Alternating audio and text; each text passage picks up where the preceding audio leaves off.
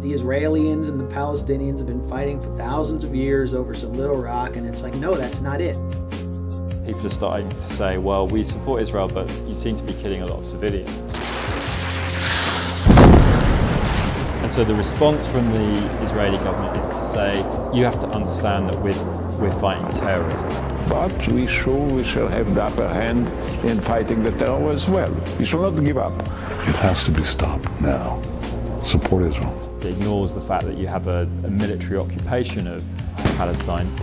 There's nothing more that people in the Israeli establishment want than the continuation of the peace process, and it's because it's been all process and no peace. And it's bought them lots of time to build walls and settlements, lay siege to Gaza, and it's bought them time diplomatically to avoid the consequences of maintaining an apartheid state. If a state is a Jewish state, people who are of the Jewish religion have preferred status, have extra rights and privileges. So that would make it an ethnocracy, not a democracy. If you're not Jewish, you're going to be excluded, ghettoized, or in the case of these Africans, put in camps, which even the president of Israel, Reuven Rivlin, has called concentration camps.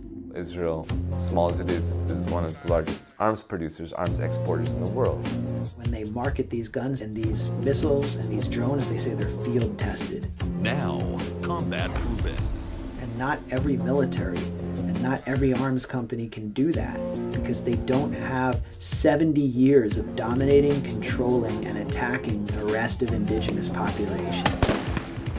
Tariq's story and Mohammed Abu Qadir's death has made a difference. You know, people are curious to know what's really going on, and they are finding out what's going on.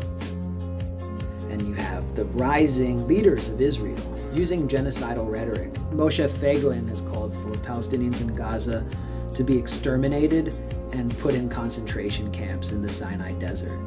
And so when I report this, which is all factual, and when David Sheen reports it, we get called anti-Semitic. But these are the facts. When I hear what people say about us, just because me and my friends, what we do, raise awareness and have these events and people label us as extreme, radical extensions of Hamas, all these crazy things. And I'm just passionate about this conflict because I see oppression and I just want to speak out about it. We collected 10,000 signatures. This is the largest student petition in the history of any Florida university. This is like as big as it's going to get. So if you're going to ignore 10,000 students, I don't know what comes after that. It's so important that we speak out here in America because we are responsible for the occupation. We are funding it. We give Israel billions of dollars a year. It's our duty to speak out and say, listen, we're paying taxes. We don't accept this anymore. People are losing their jobs over this. Their lives are being absolutely destroyed. One day, you will be walking in the streets as a respected professor, and the second day, you're in solitary confinement. When you are brought to the courthouse, they have snipers over rooftops. They take you in a helicopter like Tampa is under attack somehow. It was unbelievable. It was all the creation of the government in order to bring this to the jury that somehow we were so dangerous that they needed all this protection. And in the end, the government drops the charges. Oh, okay, after 11 years. So you can't help but feel like, what if this happens to me?